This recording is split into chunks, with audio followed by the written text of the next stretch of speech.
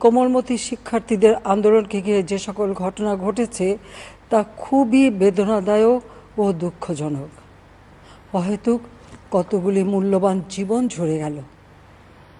আপনজন হারাবার বেদনা যে কত কষ্টের তা আমার থেকে আর কে বেশি জানে।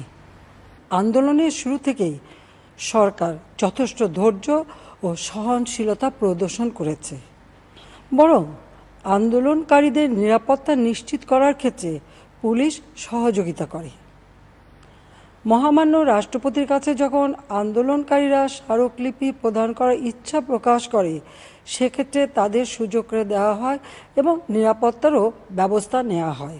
অত্যন্ত পরিতাপের বিষয় হলো, কিছু মহল এই আন্দোলনের সুযোগটা নিয়ে অনাকাঙ্ক্ষিত উচ্চাবিলাস চরিতার্থ করার সুযোগ নিয়ে সন্ত্রাসী কর্মকাণ্ডে লিপ্ত হয়। এর ফলে এই কোমলমতি শিক্ষার্থীদের আন্দোলনকে ঘিরে যে সকল ঘটনা ঘটেছে তা খুবই বেদনাদায়ক ও দুঃখজনক। অহেতুক কতগুলি মূল্যবান জীবন ঝরে গেল। আপনজন হারাবার বেদনা যে কত কষ্টের তা আমার থেকে আর কে বেশি জানে।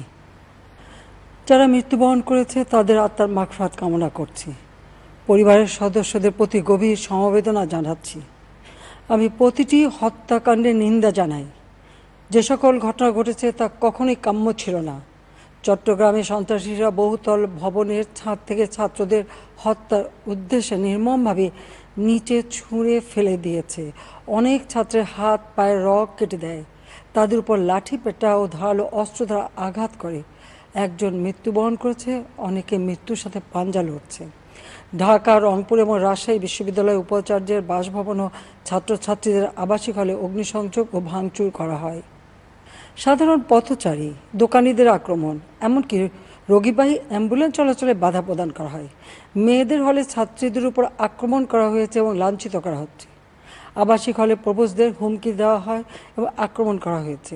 শিক্ষকদের উপর চড়াও হয়ে তাদের গায়ে হাত তোলা হয়েছে।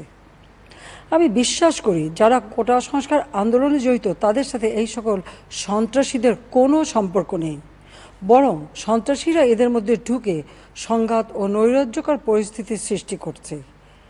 এই ধরনের ঘটনার সঙ্গে যারা জড়িত তাদের চিহ্নিত করে উপযুক্ত শাস্তির ব্যবস্থা করা হবে। যারা হত্যাকাণ্ডের শিকার হয়েছে তাদের পরিবারের জন্য জীবন জীবিকা নির্বাহের ক্ষেত্রে যে সহযোগিতা দরকার তা আমি করব। আমি দ্ব্যর্থহীনভাবে ঘোষণা করছি, যারা হত্যাকাণ্ড, লুটপাট ও সন্ত্রাসী কর্মকাণ্ড চালিয়েছে, এরা যেই হোক না কেন, তারা যেন উপযুক্ত শাস্তি পায় সে ব্যবস্থা নেওয়া হবে। আমি আরও ঘোষণা করছি, হত্যাকাণ্ড সহ যে সকল অনভিপ্রেত ঘটনা ঘটেছে, সুষ্ঠু ও ন্যায় বিচারের স্বার্থে সে সকল বিষয়ে বিচার বিভাগীয় তদন্ত করা হবে। কাদের উস্কানিতে সংঘর্ষের সূত্রপাত হলো, কারা কোন উদ্দেশ্যে দেশকে একটি অরাজক পরিস্থিতির দিকে ঠেলে দিল, তা তদন্ত করে বের করা হবে। আমি আন্দোলনরত কোমলমতি ছাত্রছাত্রীদের নিরাপত্তা নিয়ে অত্যন্ত উদ্বিগ্ন। এই সন্ত্রাসীরা যে কোনো সময় সংঘাতের পরিবেশ তৈরি করে তাদের ক্ষতি সাধন করতে পারে। তাই শিক্ষার্থীদের পিতা মাতা, অভিভাবক এবং শিক্ষকদের প্রতি আমার আবেদন, তারা যেন তাদের সন্তানদের নিরাপত্তার বিষয়ে সজাগ থাকেন।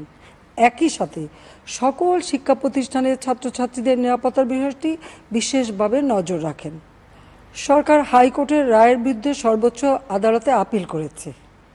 আপিল আদালতের শুনানির দিন ধার্য করা হয়েছে। আদালত শিক্ষার্থীদের কোনো বক্তব্য থাকলে তা শোনার সুযোগ সৃষ্টি করে দিয়েছে। এই আইনি প্রক্রিয়ার মাধ্যমে সমস্যা সমাধানের সুযোগ রয়েছে। এই আইন প্রক্রিয়া সমাধানের সুযোগ থাকা সত্ত্বেও রাস্তায় আন্দোলনে নেমে দুষ্কৃতিকারীদের সংঘাতের সুযোগ করে দেবেন না।